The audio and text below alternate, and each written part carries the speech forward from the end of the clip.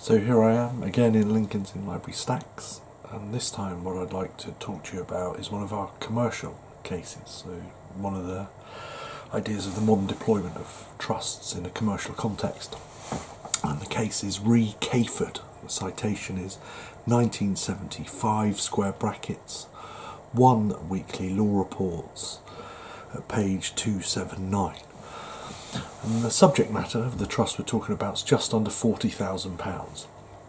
And it's an interesting case for a number of reasons. It involves Sir Robert McGarry sitting in the Chancery Division. Some recent interesting comments by Lord Millet in his memoirs about McGarry and his nature. Do have a look at those. That's, say, Lord Millet's memoirs. So it's interesting because of McGarry's involvement, obviously a very noteworthy property lawyer. It's also noteworthy because it involves the interplay between, on the one hand, trusts and on the other hand the insolvency laws, something very close to my heart, of course.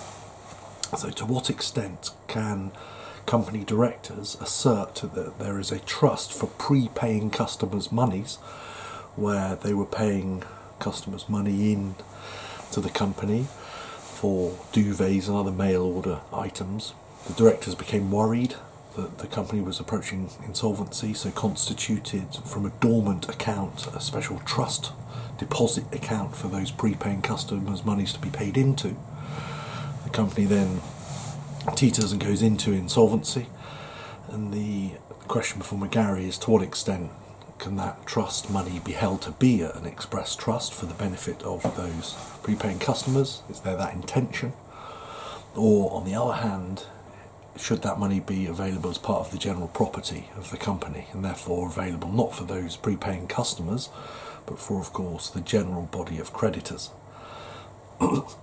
Excuse me. And what, of course, Mrs. Justice McGarry finds is that there was a trust, and that the money is therefore carved out of the company's estate, Section 436 of the Insolvency Act 1986 property, as it now is, of course. This is 1975, a very important decade for insolvency judgments and trust judgments, as we'll see.